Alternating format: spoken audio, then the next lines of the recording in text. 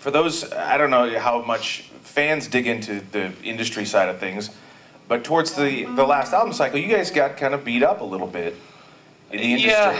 Yeah. I mean, well, the last album was called Feeding the Wolves, and it was there's a lot. That album's definitely a love-hate relationship, because there's a lot of that where it's very bipolar with the emotion in it too. Like there's a lot of anger, and then there's a lot of softer side, and that album in itself was a little more difficult to create just because of label issues and cooks in the kitchen, and we felt like that we had all this pressure to write hits, and it really brings the heart out of the music for us. We like to just do the music first and then let them figure out how to go about it and keep it soulful and honest. So. And it's not like these guys hide anything. When Feeding the Wolves is the last album title, and then this one's going to be Minus the Machine. It's pretty self-explanatory. It's literally Minus the Machine. Now, from the story I heard, and it could be completely false with you guys, is because normally when you're a band, you get some money to go record an album, and then you're in debt to a record label. Yes. Is it harder to be in debt to a record label or a family member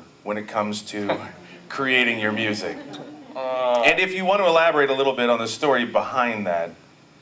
I mean, the thing about the big record labels is they still are spending big money. It doesn't cost $250,000, $500,000 to make a good album. Just write good music and write good songs, and the technology's out there to record it. We built a studio in the bottom of his house and did the whole Minus the Machine record at his house, and didn't cost us anything besides the studio. But I mean, it was the most freedom we had ever had, because it was almost like back to before we had ever been signed, and we could just take a song and take a hard left turn with it if we wanted to. And we really challenged ourselves to create yet again a different sounding album. And you guys, and I've heard 2 songs a while back that I heard the demos, and I went, well, who produced it?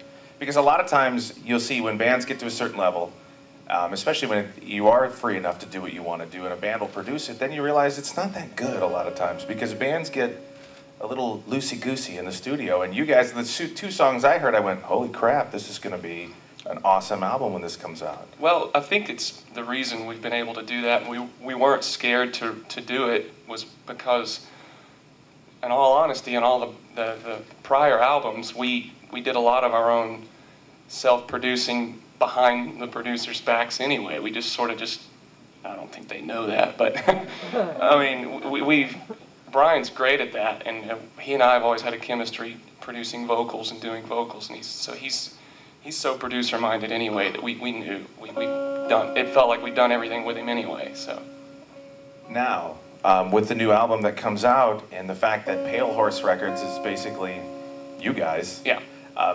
Is that more pressure? Is it more things you have to focus on now when you're out on the road? Because a lot of times everybody thinks, oh, we're just partying and we're having a good time and traveling. Now you guys have to check like balance sheets, and it makes you want to work harder to make your business work, and you want to accomplish and prove to yourself and everyone else that you can do it. And like with a major label, there's so many hands it goes through, and it's so out of your hands that you really can't do anything. It's like the game in elementary school when you whisper in the ear, and by the time it gets to the last kid, it's not at all what you were trying to make it be.